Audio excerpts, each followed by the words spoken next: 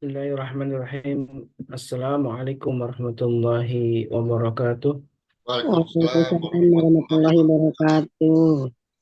wabarakatuh. Alhamdulillahilladzi anzala sakinata fi qulubil mu'minin liyazdadu imanan ma'a imanihim. Asyhadu an la ilaha illallah wa asyhadu anna Muhammadan abduhu wa rasuluh. Allahumma shalli wa sallim wa karim wa barik ala nabiyyina wa syafi'ina wa maulana wa qudwatina wa imamina Muhammad wa ala alihi wa sahbihi wa man tabi'ahum bi ihsan ila yaumiddin amma ba'du. Sahabatku, Majelis Keluarga Indonesia yang dimuliakan Allah, jamaah dimanapun Anda berada yang sudah bergabung maupun yang insya Allah akan ikut bergabung tidak berapa lama lagi. Mudah-mudahan Allah berkahi kita semua dan kita doakan, saling mendoakan. Mudah-mudahan setiap pagi kehadiran kita di majlis ini mudah-mudahan menjadi pembuka rahmat dari Allah Subhanahu wa Ta'ala. Dan tentu puja dan puji hanya milik Allah yang telah begitu banyak memberikan kenikmatan kepada kita semua, dan kepadanya lah iyahu na'budu wa iyahu nasta'in, kepadanya lah kita beribadah, menghambakan diri, dan kemudian kepadanya lah kita memohon pertolongan. Dan mudah-mudahan apa yang kita hadapi saat ini menjadi sebuah bagian dari ibadah. Apapun kesulitan, apapun masalah yang kita hadapi menjadi sebuah ujian yang insya Allah akan mengangkat derajat kita. Sahabatku yang dimuliakan Allah, tentu salawat dan salam senantiasa kita curahkan kepada baginda Nabi kita, suduah kita, uswah kita, kekasih kita, dan tentu menjadi imam kita di dunia wal akhirah. Dan insya Allah mudah-mudahan kita termasuk umatnya di akhir zaman yang akan bertemu dengan Nabi kita Muhammad SAW, dan kemudian mendapatkan syafaatnya dari beliau, syafaatul uzma, yang di saat itu tidak ada satu syafaat kecuali syafaat dari Allah yang diberikan kepada Nabi kita yang mulia. Dan tentu kedua inilah yang akan menjadi sebuah pembahasan penting di tiap sesi kita kajian, karena uswah hasanah dari beliau dan juga para sahabatnya menjadi satu patokan yang mesti kita pelajari. Dan Rasulullah SAW itu banyak memberikan teladan dalam banyak hal, teladan dalam keluarga, dalam hubungan persahabatan, hubungan sosial, dan juga tentang kepemimpinan. Dan insya Allah kita ketika kita mempelajari sirah Nabi kita dan juga para sahabat, tidak akan mungkin bisa bingung gitu untuk ketika memilih siapakah pemimpin yang paling layak untuk eh, menakodai kita, khususnya di negeri kita yang tercinta ini. Sahabatku yang dimuliakan Allah, di bagian kemarin yang sudah kita bahas tentang keutamaan para sahabat, eh, Babe membuat sebuah judul yang menarik, yaitu belajar dari para sahabat Nabi, dari keluarga para sahabat Nabi. Dan sudah dijelaskan sekilas tentang salah satu begitu banyak keutamaan yang diceritakan dalam kisah-kisah yang sudah kita pelajari tentunya dari para guru kita tentang para sahabat Nabi yang disebutkan eh, khairun nas, sebaik-baiknya manusia itu adalah kata Rasulullah karni, pada masaku, summal ladzina yalunahum summal ladzi yalunahum, kemudian generasi setelahnya itu keluarga apa, generasi para sahabat tabiin dan tabiut tabiin, yang sering kita sebut dengan generasi salafus saleh. Mereka lah yang harusnya menjadi sebuah teladan bagi kita dalam menjadikan kehidupan ini menjadi kehidupan yang penuh keberkahan, karena sesuai dengan sunnah, karena sesuai dengan Al-Quran dan sunnah. Sahabatku yang dimuliakan Allah, salah satu yang bisa kita pelajari eh, keutamaan para sahabat ini adalah isar ya. Mereka begitu mementingkan saudaranya yang lain. Mungkin pernah kita dengar sebuah kisah Abu Talhah ya, yang ketika itu Rasulullah mendapatkan seorang tamu yang biasanya Rasulullah selalu menjamunya dengan jamuan yang terbaik ya, yang ada di rumahnya. Qadarullah kala itu tidak ada satupun makanan yang tersedia di rumah beliau, sehingga beliau menawarkan kepada para sahabat, siapakah yang mau menjamu tamuku ini. Dan saat itu Abu Talhah, seorang Ansor ya, eh, ngacung gitu ya, istilahnya menyediakan dirinya, menyatakan siap untuk menjamu tamu ini. Ketika beliau dibawa tamu itu ke rumahnya, ternyata memang tidak ada makanan kecuali hanya makanan untuk anak-anaknya. Mungkin ini kisah ini sangat ini ya, begitu mengesankan karena meskipun tidak ada makanan untuk tamu itu dan hanya untuk makanan untuk anaknya, akhirnya mereka Abu Thalha bersama istrinya merelakan makanan yang khusus untuk anaknya itu disediakan, diberikan, disuguhkan untuk tamunya itu, tamu Rasulullah SAW. Dan ada sebuah kisah tentu yang sangat menarik ya, karena supaya tamunya tidak merasa tidak nyaman gitu karena hanya beliau yang makan, maka lampu saat itu mungkin bukan lampu seperti kita ya, ada lampu dengan teplok gitu ya, kemudian dipadamkan ketika makan seolah-olah Abu Talha bersama istrinya itu sedang makan gitu ya. Nah, dan tamu itulah dengan dalam keadaan gelap makan dan ditemani oleh Abu Talha yang seolah-olah sedang makan bersama. Itulah sebuah keistimewaan para sahabat Nabi yang begitu mementingkan saudaranya dibandingkan dirinya sendiri, sehingga kisah ini kemudian diabadikan dalam Al-Quran dalam surat Al-Hasyr ayat 9 ya. Wa yusiruna ala anfusihim walau kana bihim khasyasah. Dan mereka para sahabat ini begitu mementingkan saudaranya di atas dirinya sendiri. Walaupun mereka itu sangat membutuhkan, walaupun anak-anaknya sangat membutuhkan makanan itu kan hanya itu yang tersedia di rumah itu.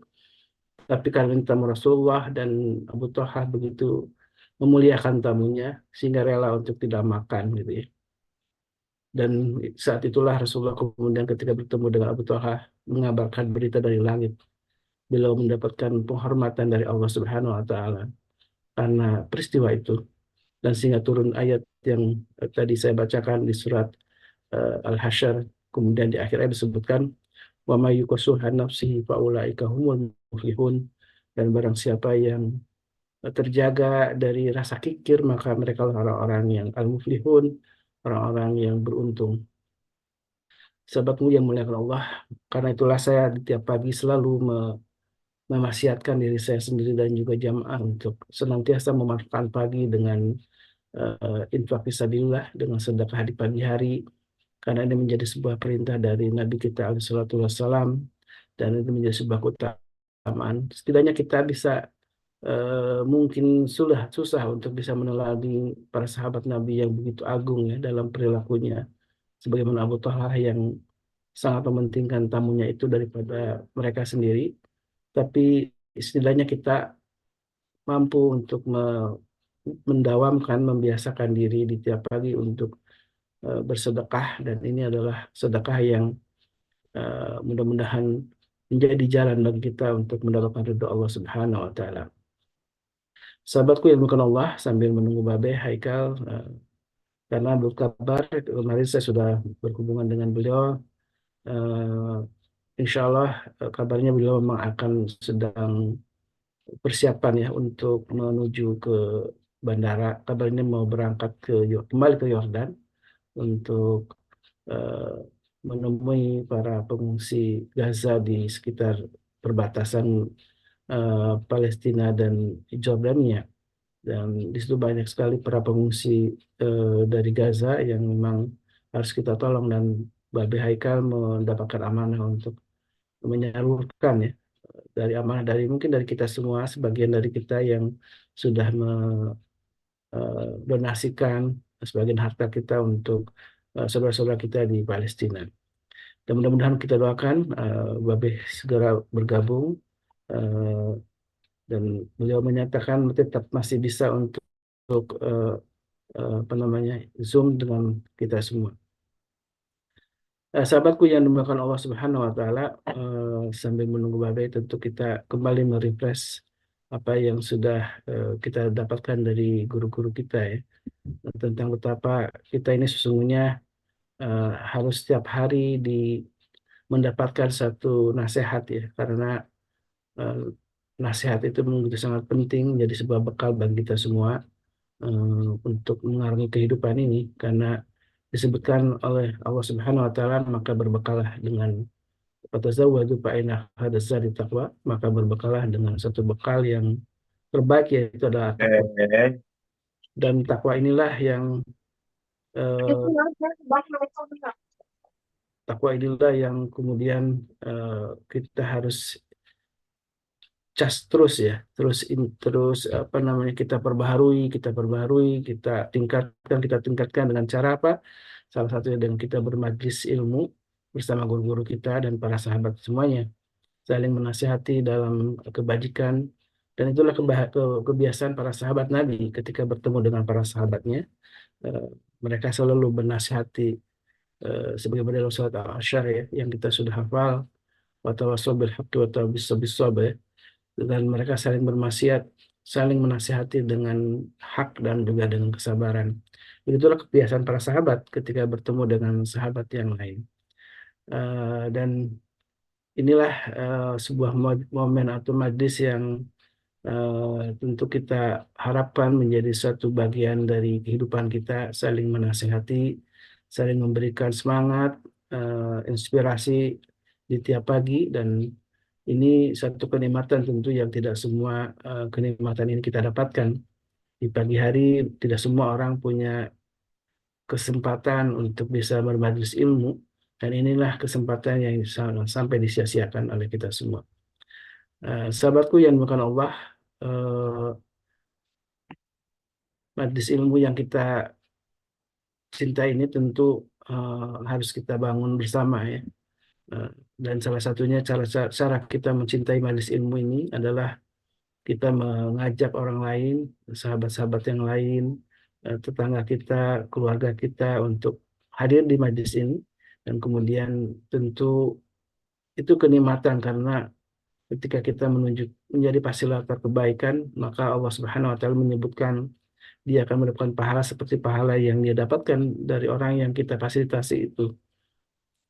Barangkali mungkin hal yang sederhana, hanya nge-share, ngajak, dan kita tidak ada target apapun, misalkan memaksa orang untuk ikut di sini, tapi kebaikan kita untuk nge-share kajian, ngajak untuk bermajlis ilmu di tiap pagi, menjadi sebuah cara atau upaya kita, ikhtiar kita untuk memuliakan ya, memuliakan diri kita sesungguhnya. Karena kenikmatan atau keberkahan kita ketika kita mengajak orang lain bergabung dalam majelis ilmu dimanapun, tentu kebaikan-kebaikan yang dia dapatkan menjadi sebuah kebaikan kita juga. Dan insya Allah ini sebuah kebaikan yang menjadi amal jariah yang tidak akan henti-hentinya untuk eh, mendapatkan pahala dari Allah Subhanahu wa taala atas kebaikan yang kita lakukan. Sederhana, tapi sesungguhnya ini adalah amal yang paling agung ketika kita mengajak orang lain untuk juga mendapatkan hidayah dari Allah Subhanahu wa taala. Sahabatku yang dimuliakan Allah, eh, mungkin saya ingin ngobrol dulu nih dengan Ustaz Selo ini. Assalamualaikum Ustaz Selo.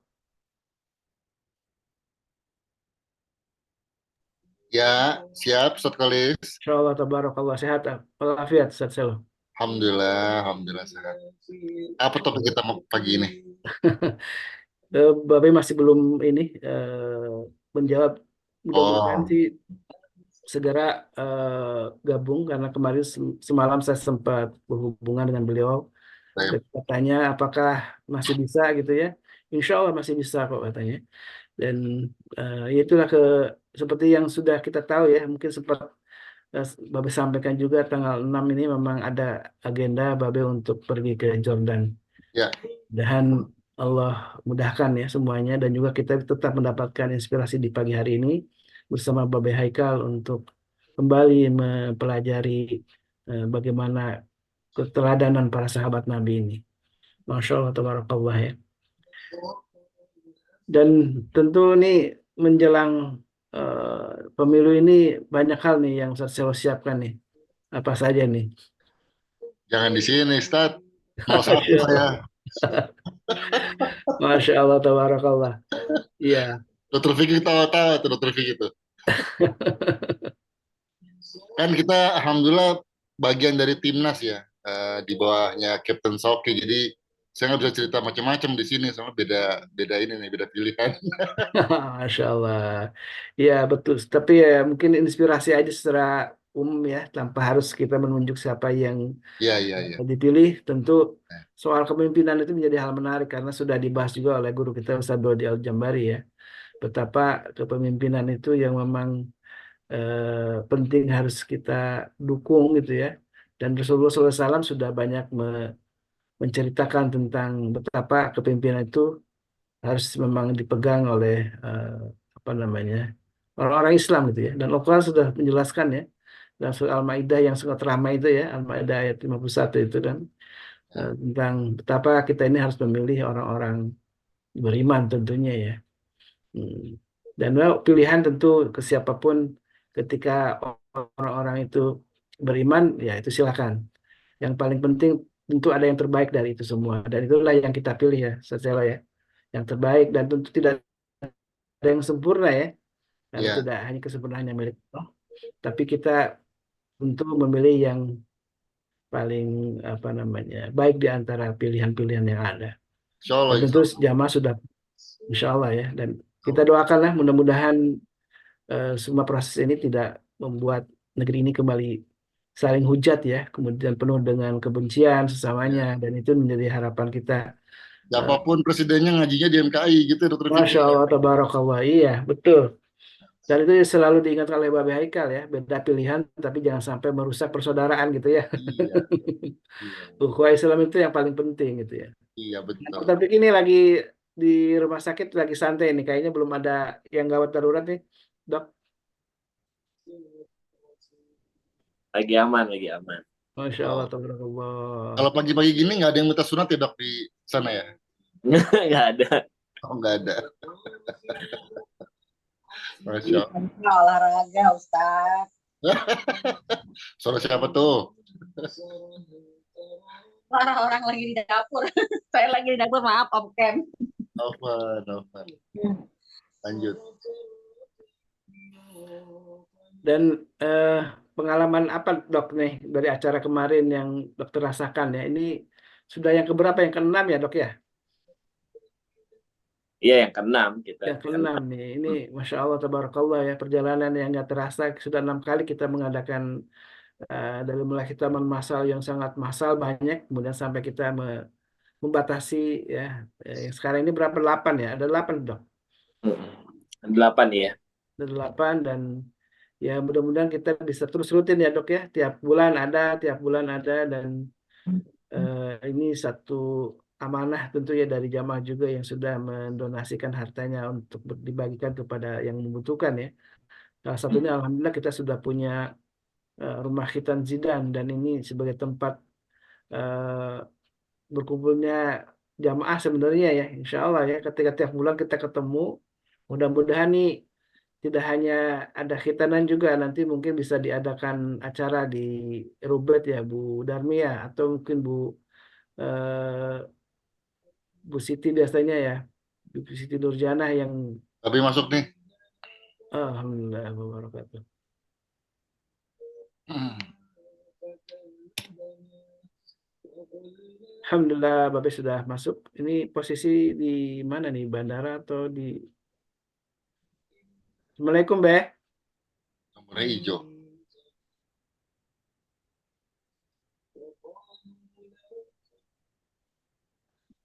Dan tentu kenikmatan yang luar biasa kita bisa menggelar kegiatan sosial tiap bulan ini ya, Dok ya. Eh, ini Ya masih ada antrian ya dok ya. Ada 4 anak lagi yang belum dihitan. Udah iya. Ya, daftaran. ada 4 lagi yang belum dihitan. 5, dokter. Kan Ah, kemarin 5 nambah lagi. Oh, 5. Oh iya 5. Nambah 1. Insya Allah, insya Allah. Insya Allah. Dan silakan kalau jamaah juga ya menginformasikan ya. Ini sebuah kegiatan yang insya Allah menjadi jalan bagi kita untuk mendapat kebaikan dunia akhirat tentunya ya. Karena ini bagian dari kita tadi kalau para sahabat Nabi seperti Abu Talha itu dia sangat mementingkan saudaranya yang lain. Kita mungkin termasuk mudah-mudahan ini bagian dari walaupun hanya kecil bagian dari upaya kita meneladani para sahabat Nabi Sallallahu Alaihi Wasallam. Masya Allah, tabarakallah. Assalamualaikum, Be. Gimana tuh Be? Masih mute, B, suaranya, B. Oh iya, masih mute. Pantesan. Damang, alhamdulillah, syukurillah. Doain, habis ini jam 7 berangkat. Ini nyerap Fiamanillah, B, Fiamanillah. Amin, ilaliko, insya Allah. Saya ada satu kisah sebenarnya yang saya menunggu momen ini. Kisah ini menarik banget ya, asbabun nuzul dari surat At-Tolak. Surat At-Tolak ada asbabun nuzulnya. Asbabun nuzulnya adalah saya lupa, Ka'ab bin Malik itu ya, Ka'ab bin Malik memiliki seorang anak. Wa may yattaqillah yaj'al lahu makhraja. Siapa yang takwa sama Allah, yaj'al lahu makhraja, Allah kasih jalan keluar ke setiap persoalannya. Nah, itu yang saya mau angkat kisahnya. Indah banget pokoknya. Kisah ini terjadi ketika sahabat Nabi yang bernama Ka'ab bin Malik pulang ke rumah dan anaknya itu wafat gitu ya. Istrinya daripada Ka'ab bin Malik ini luar biasa. Istrinya ini anak meninggal, lo bayangin ya. Itu satu kejadian yang ya Allah ya Rabb, mungkin kalau yang nggak merasakan atau yang udah pernah merasakan kayak apa rasanya gitu kan. Nah, istrinya ini begitu beliau datang, dia nggak kabarin. Coba, orang meninggal, anak sendiri meninggal nggak dikabarin, bayangin. Nggak dikabarin sama dia. Jadi begitu pulang, dalam kisah dikisahkan hanya dijamu oleh istrinya dengan masakan yang enak gitu. Dijamu dengan istri dengan masakan yang enak, terus istrinya melayani, istrinya membuat happy lah begitu ya. Sampai ketika sudah beres, sudah selesai semua, baru ya udah mungkin udah misalnya pulang sore gitu ya, baru besoknya subuh-subuh itu ya, baru suaminya nanya gitu, anaknya kemana gitu. Si istri itu menutupi dengan cara yang sangat indah lah pokoknya. Servis, wah luar biasa lah macam-macam. Sampai dalam hadis diceritakan istri itu bertanya sama suaminya itu, Mas, misalnya istilah saya ya, istilah kita ya, kalau kita ketitipan barang sama orang, kemudian orangnya minta barangnya lagi, bagaimana pendapatnya? Gitu. Maka suaminya menjawab, ya harus balikin dong, kan bukan punyanya. Jadi begitu ya Mas ya. Dalam dialog lah begitu kurang lebih ya, saya memahaminya seperti itu biar mudah. Dibalikin dong, gimana? Namanya orang pinjem kok. Apalagi bukan punyanya Mas ya. Iya. Jadi cuma dititipin doang. Iya. Yang punya barang tahu-tahu ngambil lagi. Ya harusnya tahu diri lah, balikin. Gitulah kurang lebih. Setelah sampai pada pengertian titik itu, barulah sang istri cerita. Anak kita ada titipan Allah Mas. Tadi siang dia wafat. Dan saya kubur di belakang. Begitu. Ini kisah nyata ini membuat si sahabat tadi nggak bisa lagi berkata apa-apa. Oh begini ya gitu. Dan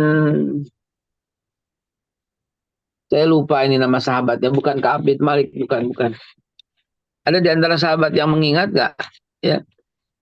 Lalu kemudian kisah ini dilaporkan pada Nabi dan Rasulullah doakan. Rasul bilang ini harmonis, ini keluarga yang hebat, ini pasangan yang serasi, ini yang pasangan yang takwa. Sampai turun ayat, "Wa may yattaqillah yaj'al lahu makhraja wa yarzuqhu bighairi hisab." Siapa yang takwa kepada Allah, Allah kasih jalan keluar atas segala persoalan hidupnya. Sampai kayak gitu loh. Sampai turun ayat, sampai menjadi asbab sebuah turunnya ayat, sampai mendapat pujian dari Rasulullah Shallallahu Alaihi Wasallam. Kita bisa ambil hikmah yang sangat sederhana dalam kelakuan kita hari-hari, bahwa di sini banyak para istri ya yang mendengar ya, bahwa jangan dibebani dulu laki kalau pulang dengan segala macam persoalan. Tenang aja dulu gitu loh, santai gitu. Si makan, minum yang enak gitu. Dia senyum, temenin gitu ya. Temenin, terus kasih tanya mau minumnya apa dan segala macam. Ini salah satu contoh kisah yang sangat menarik yang bisa kita ambil pelajaran berharga di dalamnya. Ya, bahwa sampai kayak kasus ini membuat ayat turun dan membuat doa untuk Nabi, doa untuk sahabat ini saya lupa namanya, Allah ya Rabb. Ummu Sulaim Dan deh, ya, namanya Ummu Sulaim. itu yang Musulaim, suaminya namanya Abu Talha. Abu Talha ya, Abu Talha. Kemudian punya anaknya namanya Tidak disebutkan. uh,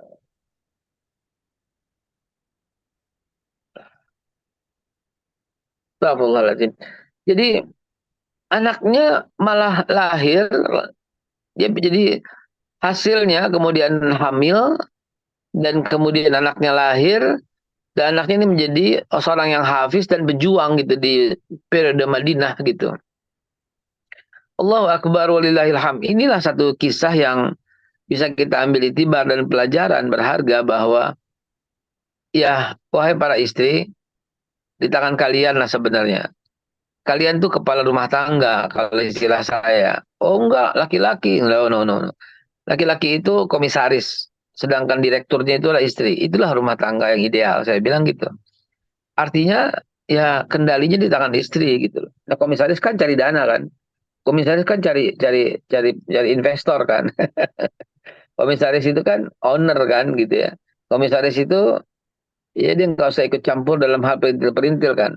Komisaris itu pegang kendali kan. Komisaris gitu kan. Dengan istri itu adalah direktur. Dia yang mengendalikan, dia yang mengelola, dia yang mengatur.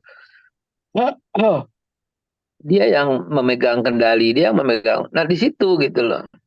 Di situ pengendali. Mau tambahan dalil yang menguatkan bahwa di situ pengendali, Nabi bertanya sama Siti Aisyah yang mulia, masak apa hari ini gitu loh. Ini kan artinya kan Nabi nggak tahu hari itu Aisyah masak apa. Sehingga dia menentukan mau masak ini gitu kan. Gitu. Nah, begitu juga ketika ada 100 ekor kambing yang diberikan untuk Nabi hadiah gitu ya. Kemudian ketika Rasulullah pulang, kambingnya itu habis tinggal 1 ekor, dan itu pun tinggal belakang pahanya doang gitu kan. Kenapa? Karena orang kan bukan, jadi gini, Nabi sampai nggak punya barang, Bapak Ibu sekalian jangan bilang sahabat itu kok begitu, enggak. Sahabat tuh kok enggak ke situ lihatnya ke sini, lihatnya begini. Siapa yang nggak pengen pakai baju bekas Nabi coba? Siapa yang nggak kepengen? Siapa yang nggak kepengen sendalnya bekas Nabi? Siapa yang nggak kepengen? Gitu loh. Siapa yang nggak kepengen sorban punya Nabi? Siapa yang nggak kepengen? Jadi ketika Rasulullah wafat, barang-barangnya nggak ada, habis itu karena diperebutkan gitu loh. Abu Bakar Siddiq kaya, bisa beli sorban dari emas barangkali. Tapi begitu sorbannya sorban Nabi kan beda. Gitu ya sahabat ya. Jadi jangan seuzon.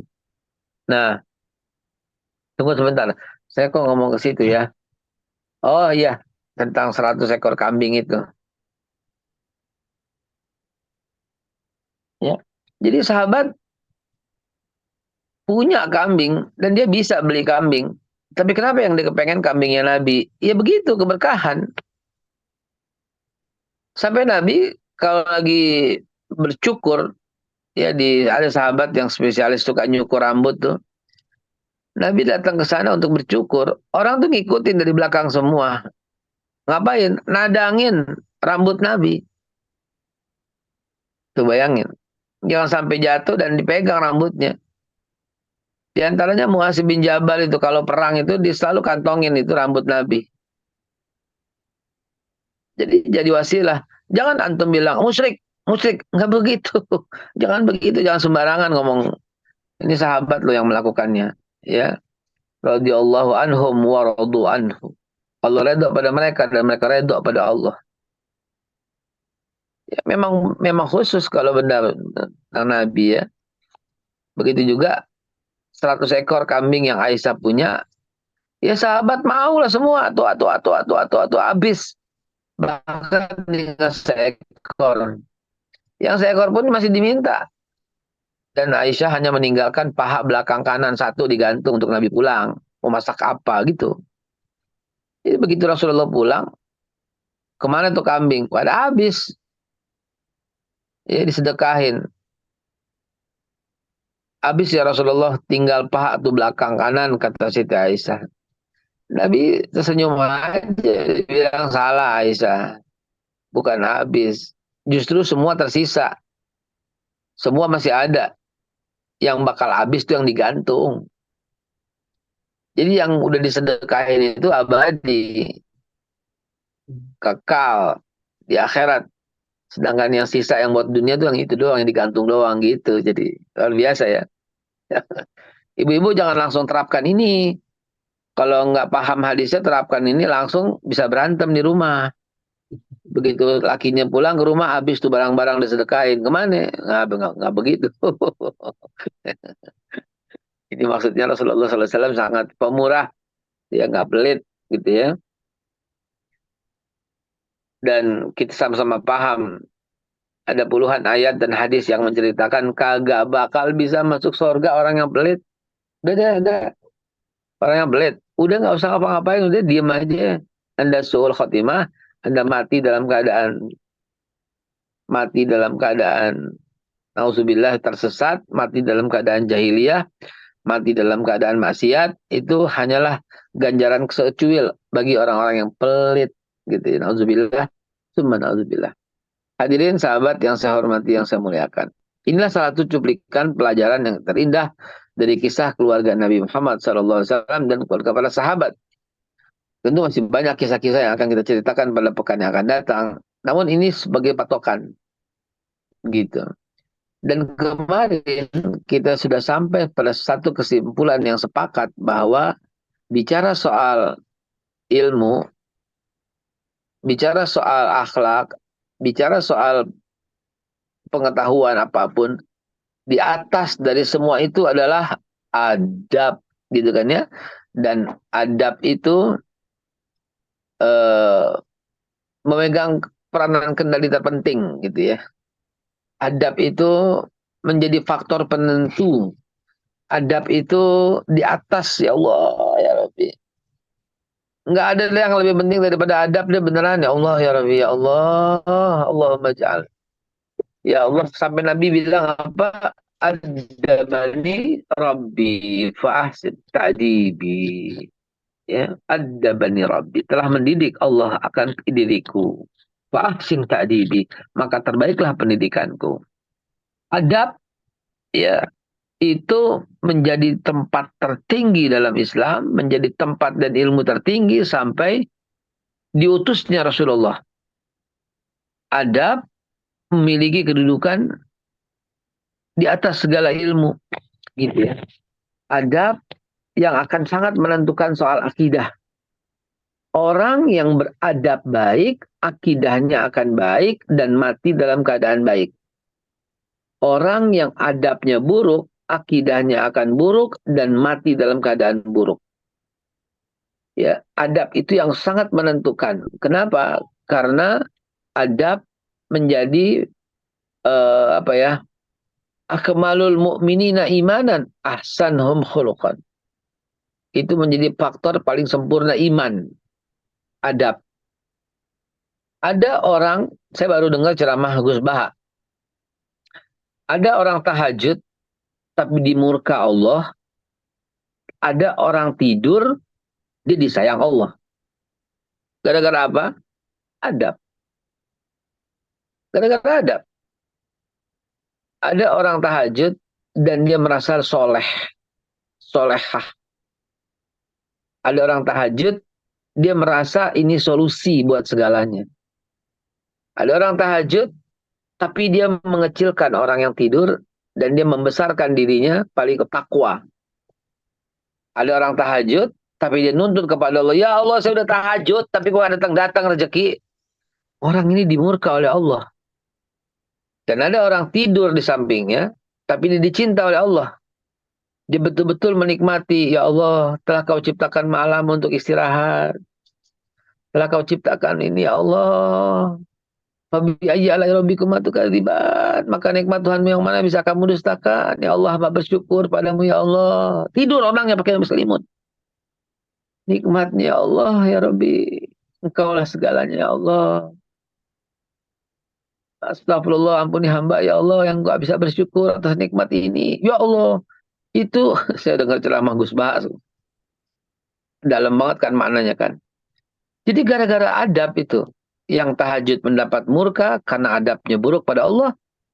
Sementara yang tidur dengan selimut mendapatkan ridho dan kecintaan karena adabnya baik kepada Allah. Nah, disinilah letak pendidikan Bapak Ibu sekalian. Disinilah yang mesti kita sampaikan, mesti kita tularkan. Maka, lihat sekarang fenomena yang terjadi. Maaf, saya mesti bawa ini sedikit ke arah yang saat ini. Sekali lagi sahabat sekalian, saya minta maaf sebelumnya. Lihat orang yang mencaci maki saudaranya karena berbeda pilihan.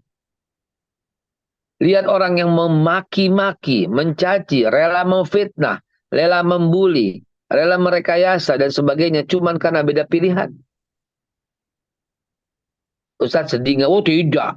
Justru saya tahu mana teman, mana musuh.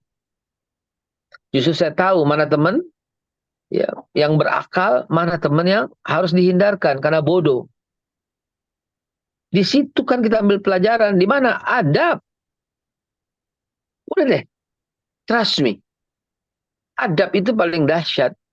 Adab itu bukan ngatain orang sialan, anjing, babi, bangsat. Maaf saya contohin ya. Bukan. Adab itu adalah bukan sekedar sikap dan kata. Adab itu masuk ke dalam ruh. Adab itu kesian ngelihat orang Kristen lagi nyembah apa kesian. Itu adab. Ya Allah, kesian banget. Mudah-mudahan Allah kasih hidayah padanya. Itu adab. Adab itu ketika keluar rumah ngelihat toko sepi, syukurin lo, jahat sih lo. Itu nggak beradab. Adab itu keluar rumah ngelihat toko orang sepi, ya Allah. Ya, dia punya anak, dia punya bini, ya Allah. Ya Allah beri rezeki kepada dia, ya Allah. Kalau orangnya lewat, kita keluarin duit. Itu adab. Itu adab. Itu bukan cuma infak, sedekah, zakat, bukan. Itu di atas daripada infak, sedekah, zakat. Itulah adab kepada orang. Adab kepada harta kita yang merasa, ya Allah, Kau berikan hamba lebih buat keluarga, cukup buat apa, buat orang juga, ya Allah kasih. Gitu, itu adab. Jadi Bapak Ibu sekalian, contoh yang terjadi pada suami Abu Thalhah dan Ummu Sulaim ini, inilah contoh setinggi-tingginya adab dalam keluarga. Gitu. Yang kita sendiri nggak bakal sanggup seperti itu. Contohnya dahsyat lagi, meninggal lagi anaknya. Kok bisa masih menjaga? Nah, itulah ketakwaan yang setinggi-tingginya takwa. Sampai kayak begitu Ummu Sulaim. Dahsyat. Ya. Sampai, aduh ya Allah ya Rabb. Kita nggak bisa ngebayangin kan kalau begitu pulang begini. Apabila ada orang yang minta titipan dikasih apa enggak. Aduh, adab. Habis sekalian, cerita soal adab mudah-mudahan menjadi inspirasi kita pagi ini. Sejauh mana kita menerapkan itu. Karena orang yang terdekat duduknya dengan Rasulullah di hari kiamat. Bukan orang yang banyak zikir, istighfar. Bukan orang yang banyak sedekah, haji, umroh. Bukan juga orang yang banyak-banyakan ibadah intilodinya. Tapi orang terdekat duduknya di hari kiamat dengan Rasulullah. Artinya surga tertinggi kan. Surga tertinggi, saudara. Dengarkan ini, surga tertinggi. Inna ahabbikum. Sesungguhnya yang paling aku cintai. Wa akhrabikum minni majlisan yaumal qiyamah. Dan yang paling dekat dengan aku duduknya di hari kiamat. Surga tertinggi. Siapa itu? Yang paling beradab. Yang paling tinggi adabnya. Yang paling terbaik akhlaknya. Ya Rob, inilah yang menjadi andalan kita. Andalan kenapa? Karena kita yang nggak punya duit berlimpah, tetap mendapatkan hak duduk di samping Nabi. Karena kita yang bukan orang Mekah yang tiap hari bisa umroh, bisa mendapatkan surga tertinggi. Karena kita yang nggak lancar baca Al-Quran, bahkan nggak bisa baca Quran sama sekali, ya bisa menjadi tempat kedudukan tertinggi di surga. Kalahkan itu semua dengan adab. Kalahkan itu semua dengan akhlak. Yuk, jadikan ini sebagai panglima. Saya minta maaf, tadi lagi berantakan. Yang penting beres dulu sebentar. Sekarang mau prepare. Doakum. Oh ya, jangan lupa itu 9908080887 nomor cantik dari Bank Syariah Indonesia sebagai kunci surga kita semua dan sebagai pelanggeng yang bisa melanjutkan. Ingat, dakwah perlu ditopang dengan bi amwalikum wa anfusikum. Ingat, dakwah Nabi ditopang dengan dua orang konglomerat paling kaya, yaitu Abu Bakar Siddiq dan Abdurrahman bin Auf. Dua konglomerat ini yang menopang dakwah Nabi. Wahai para agnia yang hadir, wah kita bukan agnia, nggak boleh bilang begitu. Sebentar lagi jadi orang kaya. Bersikaplah sebagai orang kaya, yuk rame-rame kita support dengan mentransfer ke Bank Syariah Indonesia atas nama Majelis Keluarga Indonesia di nomor 99908080887. Gampang ya. 9-nya 3 kali, 999. 08-nya 3 kali, 08, 08, 08, 7. Yuk kita gerakan jempol kita. Sekali lagi, saya langsung berangkat. Doakum mudah-mudahan lancar di perjalanan, kemudian sampai di tujuan, sampai pulang, tidak ada kekurangan apapun, dan tersampaikannya amanat-amanat yang dititipkan kepada Al-Fakir. Wallahu alam, wallahu muwaffiq ila aqwamit thoriq, billahi taufiq wal hidayah, wal minkum. Terima kasih Nadia, hati-hati. Mudah-mudahan Allah jaga kita semua. Assalamualaikum warahmatullahi wabarakatuh. Fi amanillah. Ila liqa. Maafin ya. Si amanilah, Babe. Selamat Amin. jalan, Babe. Sehat-sehat. Sukses, Terima selamat. kasih. Amin ya Allah. Dan doakan salam kami sampaikan dari jamaah MKI ya untuk saudara-saudara kita di Palestina. Insya Allah. Amin ya Allah ya Rabbal Dan Alamin. kami bisa ke sana, Babe. Nyusul Babe. Insya Allah MKI go to Aqsa. Kita nabung ya. Assalamualaikum. Waalaikumsalam warahmatullahi wabarakatuh.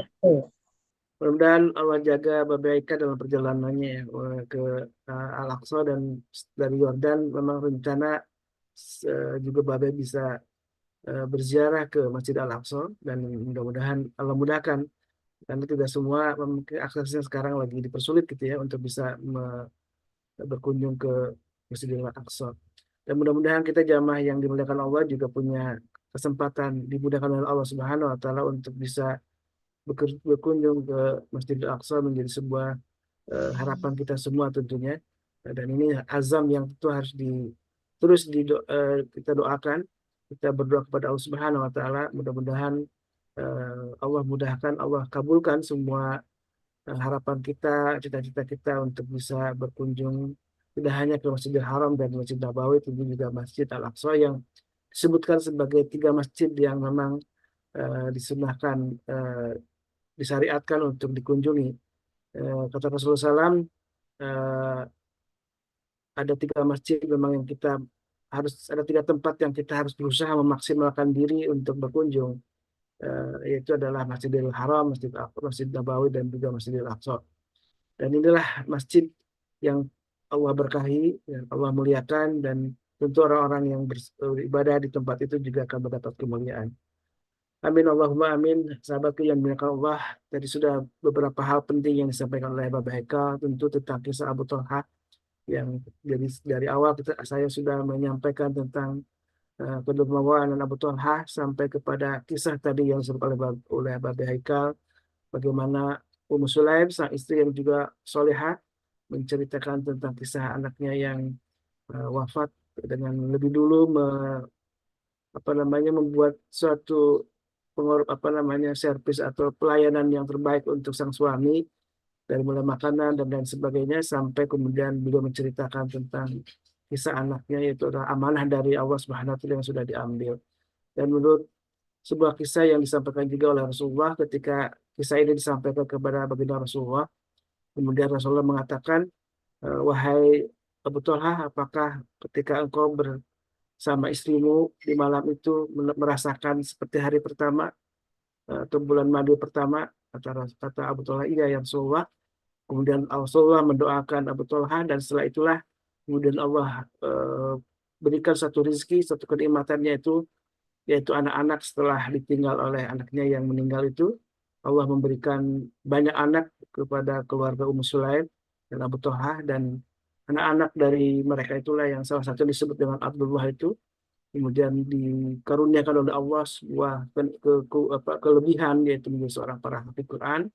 Dan mudah-mudahan kita semua juga termasuk orang-orang yang Allah berkahi, Allah berikan kenikmatan untuk menjadi orang-orang yang mendapatkan generasi terbaik, yaitu orang-orang yang senang mencintai Allah dan Rasulnya, dan kemudian orang-orang yang menjadi penjaga Al-Quran, orang-orang yang sangat cintai Al-Quran, dan mudah-mudahan Allah takdirkan menjadi para penghafal Al-Quran. Amin Allahumma amin. Dan sahabat yang berkata Allah, sebelum ditutup, barangkali dari MKI ada yang ingin diumumkan, disampaikan kepada jamaah. Mungkin Ustaz Selo, Dr. Piki, atau Bu Darmi.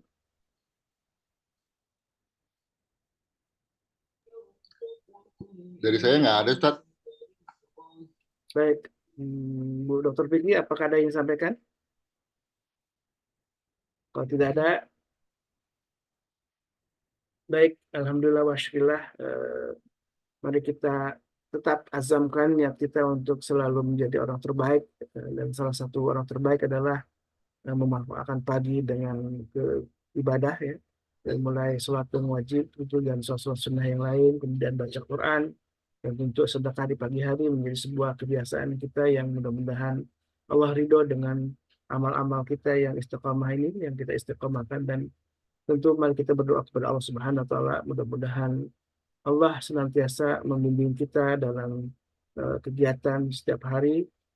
Karena itulah kita selalu berdoa Allah memudahkan kita untuk mendapatkan Allahumma alhimni rusdi wa qini min adzabil qabr. Ya Allah, alhimni rusdi, ya Allah berikan ilham kepada aku gitu, rusdi, sebuah petunjuk, sehingga kita mudah untuk menjalankan kegiatan ini dengan bimbingan dari Allah Subhanahu wa taala. Wa qini min syarri nafsi, dan juga ya Allah, mohon jaga aku dari keburukan diriku, karena begitu banyak perbuatan buruk, karena tidak hanya karena gangguan setan, karena dorongan setan, dan juga dari keburukan diri kita sendiri semua. Dan jamaah yang Allah, mari kita tutup majlis ini dengan doa kafatul majlis. Subhanakallahumma wa bihamdika asyhadu an la ilaha illa anta astaghfiruka wa atubu ilaik. Dan jangan lupakan, insya Allah besok kita kembali berjumpa dengan Ustaz Badi Al-Jambari, masih dengan kajian Asmaul Husna, dan di hari Kamis dengan kajian tentang sirah Nabi, tematik politik insya Allah. Dan jangan lupakan juga di malam hari ada Tuan Guru Superpada, dan beliau semalam lagi kurang sehat, ya. Kita doakan juga mudah-mudahan beliau dalam keadaan sehat walafiat, dan kita doakan semua guru-guru kita, Allah mudahkan, Allah berikan, Allah jaga, Allah berikan keberkahan untuk beliau gitu, ya, dan beserta keluarganya, dan juga Allah istiqomahkan dalam dakwahnya. Baik, alaikum minkum. Hadana wa iyyakum wabillahi taufiq wal hidayah. Wassalamualaikum warahmatullahi wabarakatuh. Waalaikumsalam Waalaikumsalam. warahmatullahi wabarakatuh. اللهم ارحمنا